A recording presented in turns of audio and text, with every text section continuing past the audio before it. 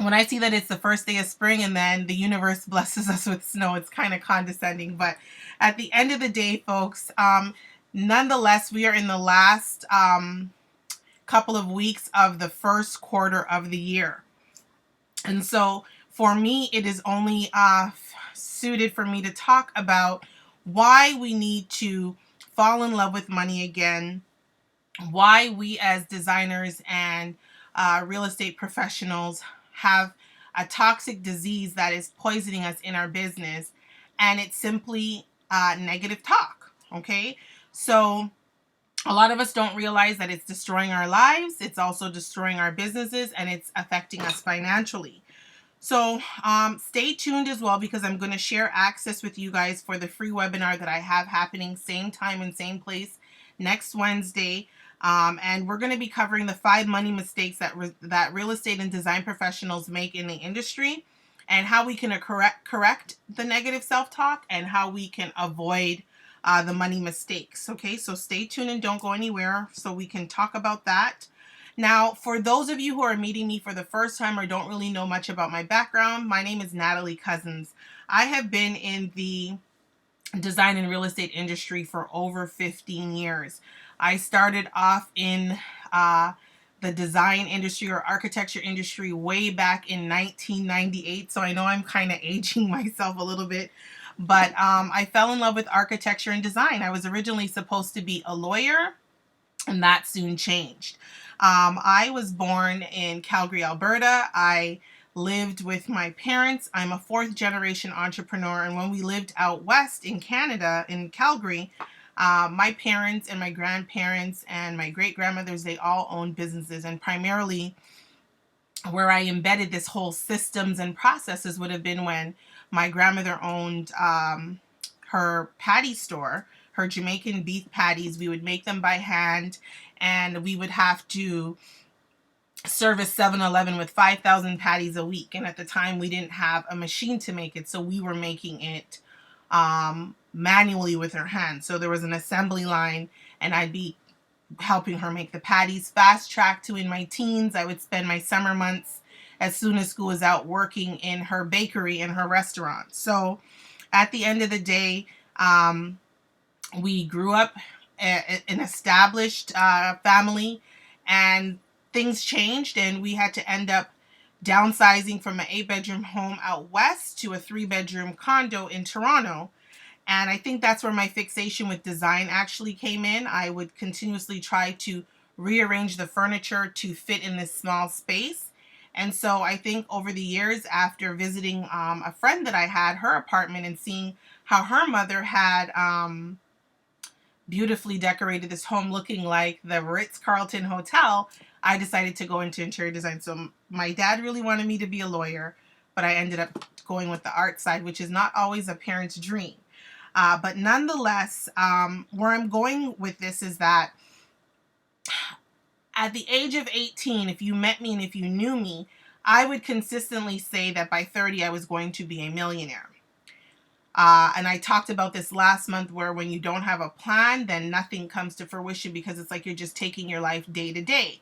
So as I made lots of money, lost lots of money, made lots of money, lost lots of money, here came the negative self-talks of me saying different things. And so I know that a lot of you probably have these talks or say these things to yourself and aren't familiar with what you say, visualize, and believe is what comes to fruition, or what comes that becomes life or becomes true. And a lot of us don't realize that the more that we are saying certain things, the atmosphere or the universe takes over it, and it will actually manifest, right? So a lot of us tell ourselves that we're not good with money, and what ends up happening is we aren't good with money. We believe that budgets are horrible chores, so what ends up happening? We resist creating them, right? We convince ourselves that we're never going to be able to earn 6 figures, and so we don't. And we are poisoning our future. We're poisoning our life. We're poisoning our business. And if you have children watching you grow and build this business and hear the conversations that you and your spouse or on the phone are having, they're hearing this as well, and it's sort of resonating into their brain as well. So it's not a secret, it's actually a scientific fact, and it's known as a self-fulfilling prophecy. And this self-talk results in poor performances because we act as if it's already true. So I'll never make enough money. Then that we're already saying that to ourselves, so we start acting like we'll never make enough money. We tell ourselves that we'll never be six-figure earners, so we're not going to have a six-figure business, right? And a lot of us in the real estate industry, this is so near and dear to me for some of the agents that I work with. We stick to selling the cheaper homes because it's an easier and quicker sale. And so we don't want to go to the next price point every year and up our next price point, because we're saying no buyer or no lead will want to buy a $500,000 home from me. And so we say to ourselves, we don't have experience, so nobody's going to buy. Now, you're not going to increase your rates on your design package as a designer, or some of my designers that I know, they don't charge a consultation fee because they're thinking it's going to deter the client from working with them. So they say, it's not like I'm a top earner anyway, or I want to set myself different so I don't charge a consultation fee. You're only hurting yourself, right? So you won't increase your rates on your design package. You don't want to have a brand that shows that you're $1 million brand, and so you're stifling your business, right? These are the common things that we keep doing, and then we keep hurting ourselves, and then we sit and we ponder on, why aren't I making enough money? I'm not getting the clients that I want, so on and so forth. And then what it's doing is it's tarnishing your business, and it's also tarnishing your reputation, because the people that are watching you, your audience, is saying, well, she's not making any money, she's not getting any new clients, and so nobody is gravitating to you because of this negative self-talk that you keep on giving yourself. Now, pause for a second. I want to say that my road to success was not in any shape or form easy, okay? I consider all of the hurdles that I had to go through in my life as tests, but now I use those tests as testimonies. I put systems in place that I'm using right now to aid with the other clients and that I work with. So in my consultations, or with the realtors that I'm working with, or with the designers that I'm working with, I'm able to give them hardcore examples and hurdles that I needed to go through, what I put in place to create an avoidance of that issue again, and how I succeed with the process is to be able to help them in their business. And I'm living day to day, impacting a lot of people's lives, a lot of designers, a lot of realtors' lives, because I'm able to share that story. A lot of us don't realize that the negative thoughts that we place into the atmosphere is stifling our business. And we don't realize that when the universe hears all of these negative self-talks that we keep giving the universe, what it is doing is negative attracts negative, and it takes away from the positive. So the more that you keep on saying to yourself, and you consistently keep saying to yourself, I'll never be good with money, or I hate budgets, or I'll never be a six-figure business earner, or my market won't pay premium pricing, you're stifling yourself, because at the end of the day, you don't believe that you can actually do these things. And so the negative talks just keeps on eating away at the positives, that things that you have going on in your life. And then you're still stuck at saying to yourself, I just can't do better. So if you've ever heard these statements come out of your mouth, even in your head, because that was the main thing with me. I used to have a lot of negative talks in my head. What would end up happening is I would be going into a new venture, and I would say, well, the last time this happened, this is what happened. So it's kind of like I was putting the negative in front of the positive, and then I wouldn't be able to be successful. So, they're in your head, and they're engaging in a damaging habit, and it's called the negative self-talk. And we just keep talking ourselves off the ledge with this negative stuff. And we're telling ourselves lies. They're lies, right? You're reinforcing beliefs to go along with these things, and what it is it's stifling your career. So someone says, how does a career get stifled? Well, you're the motivation behind your career. It doesn't matter what a coach is going to say to you. It's not going to matter what your friends, your spouse is going to say to you. At the end of the day, the onus comes back to you and what you believe, right? So let's talk about that. Let's figure out what's happening here, what's going on, and what you can do to keep yourself out of issues, out of things that are allowing you to talk all this self-talk, right? This negative talk. Remember, negative breeds negative, which takes away from the positive. I'm going to keep on saying that. By contrast, okay? By contrast, if you act as if you are already earning six figures in your business, you'll approach your business much more differently, right? Your confidence level is going to increase. You'll present yourself with a different sort of atmosphere and a different sort of environment.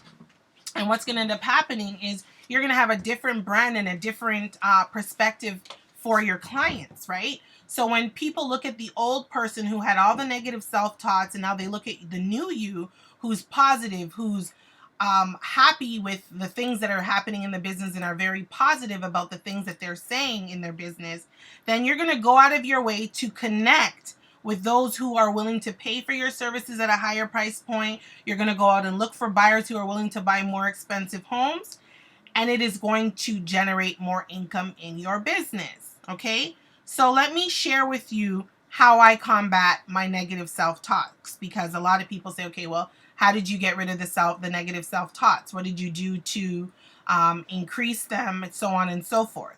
So at the end of the day, the first step towards changing your negative self-talk is to simply acknowledge that you do it. Because a lot of people say, well, I don't do negative self-talk. You do, because as soon as you start to push yourself to do something different in your business, or you're trying to elevate to a certain area of your business, you start to say, well, really, can I do that? What's going to happen if I do that? So on and so forth. So at the end of the day, you want to tick off a little mental checkbox in your head each time you catch yourself having a negative thought or a negative saying or something negative towards your business. You want to be able to say, okay, I'm not being negative. And if you are being negative, you want to figure out a way to change that negative, right? So you want to make a note of the ones that come up most often and identify where they originated from. So I'm going to give you guys an example of how negative thoughts can trickle into your mind and stay there and cause issues for you. So one of my clients, one of the things that she mainly kept on saying, and she said it was okay to share this, so I'm going to go ahead and share it, is that her ex-husband continually berated her for her spending habits. And what it was doing to her was, it was saying, she kept saying to herself, I'm no good with money, because of what her ex-husband kept on telling her. And it became a mantra. And what it did was it laid right, it created such a block for her that as soon as she went to spend money or buy something or do something to increase in her business, it would basically put a damper on it, because she just kept saying, I'm no good with money. And that mantra was laid at his feet, because she just kept on saying, I'm not good with any money. So it's time to turn that thinking around, right? You got to be able to look at it and say, okay, I'm going to turn my thinking around. So the next time I told her that she catches herself saying, I'm no good with money, I said to her, okay, it's time to recall 5 instances where you were actually good with money, right? Maybe she paid off her credit cards. Maybe she saved for a house or built an emergency fund. And then once she looked at the ways that she was able to be good with money, I said to her, reverse or rephrase the self-talk. And let it say, I used to be bad with money. That's if that's true, because not all of us are bad with money, right? But I used to be bad with money, but now I make smart choices to achieve my goal. So it's like you've reversed what it is that you're saying. Once it's been reversed, all that you can do is stay positive from there. There's nothing else that you can go wrong with or do from that point on, right? So just as negative self-talk becomes like a self-fulfilling prophecy, so does positive talk. So what you're saying to yourself is, I was once negative, now I'm positive with the things that I'm doing, and now I can focus and I can start to think positive again. You want to reframe your thinking, and your business finances are certainly going to improve, right? So once you start to shift your mind to say that you are good with money, I can have the opportunity, and I will have the opportunity of being a 6-figure business earner, things like that, it's going to allow you to elevate, and it's going to allow you to manifest better in your business. So, what's really holding you back from stopping all of this negative talk? And really, it's not what you think it is. It's not what people say. It's not what others perceive of you. It really, in fact, for most designers and most real estate agents, the reason that they're not enjoying the income that they truly desire has little to do with the talent, because we all have talent. We're all good at selling. We're all good at decorating. What it really has to do with is the mindset. And it took me a good couple of months, almost a half a year, to work on my mindset. Because at the end of the day, I was holding on to all the bad things that happened to me with money. I made six figures, then I went to zero again. Made half of six figures, then went broke again. So at the end of the day, my mind kept on holding on to all of the negative things that happened in my life that allowed me to make money. So it allowed me to plant in my brain that I wasn't good with money. So my mindset had to change. My shift had to happen in order for me to realize that I had to make certain decisions, and that allowed me to achieve better goals in my business for the money that I was investing. So it's all in your head, right? A lot of us suffer, okay, from lifelong beliefs about money, which is only keeping us stuck right in the current position that we're at. And it's sad to say, but it's actually true. So you can't really visualize yourself making 6 or 7 figure incomes so you don't achieve it, right? You think you're bad at managing money, so you are, right? And you believe that the market is not going to support a higher price point, so we subconsciously continue to appeal to a market that is low end or that can't afford us, right? Does this all sound familiar to you guys? Because it was sounding familiar to me at some point, and then I had to get the mind shift. So what I've done for you guys today is I have a fix for you, and it's completely free, okay? So every Wednesday, which is Wisdom Wednesdays, I come on all of these live platforms. I come on and I talk to you guys. I give you nuggets. I give you tips on things in your business. What's going to happen next Wednesday, which is the last Wednesday in March, I'm going to go ahead and I'm going to do a free webinar / training that I'll talk about the 5 money mistakes that real estate and design professionals are making right now in their business. I'm going to show you how to reverse them and the mindset steps that are going to transform your business as well as your income. So I'd love for you guys to tune in next week. I'm also going to give solid action steps that you can use to finally do away with all of those self-limiting beliefs that we all have and the damaging money habits that we continue to hold on to that's holding us back, okay? So what you can do is you can register. I've posted the link in the chat. It is nataliecousins.com / 5 money mistakes. That's where you're going to go ahead and register for the webinar. It's going to be live here on Facebook. So at the end of the day, just join me live. You'll be able to see the 5 money mistakes that real estate and design professionals are making in their business and how we're going to go ahead and reverse them and put in a new mindset so that you can jumpstart your business. I know that it is hard and a lot of us are staying stuck, but you don't have to stay stuck in your business, okay? You can thrive at building a successful real estate and design business if you just change your mindset and how you think of things, okay? When I first started off in the real estate industry, I started off working with new home sales. So I didn't need to go out and pave the pavement. The builder did what they needed to do. The clients came to me. I sat in the builder's office. They came to me. I did all of what it was that I needed to do. Fast track to when I became a licensed realtor, the game changed. I needed to find clients. I needed to be able to find buyers. But I knew what to say and I knew what to do at the time to set me apart from my competition. That goes without saying that even as design professionals and home stagers, when you first start off, you got to be able to know what it is that you have to do. Some of us, our incomes aren't up to par. For some of us, we're working a full-time job, so it's hard to focus. But at the end of the day, if you have the proper mindset, it doesn't matter where you are in your life financially. Once you have the mindset, that's what's going to change everything for you. So it's easy to know how to correct something once you know what's holding you back. And that's what next week is going to be about. So join me where we talk about the 5 money mistakes that real estate agents and design professionals make.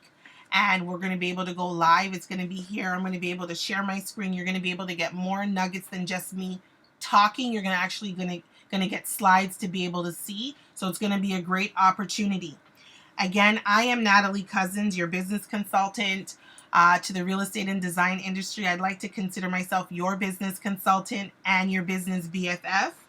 As always, I'd like to thank you for joining me. Don't forget to share this with anyone that you know that's in the design and real estate industry. Maybe they haven't heard of me. Maybe they themselves have some blockages that they need to clear. I'm the go-to girl and the go-to person for that. Also, the link is in the chat. It's www.nataliecousins.com. 5 money mistakes. Go and register to get your spot so you can get your free downloads. The whole point of registering is so that you get your free downloads, okay? So again, see you next Wednesday. It's Wisdom Wednesday. Thank you so much for joining me. I'm Natalie Cousins, and you all enjoy the rest of your night. Thank you so much.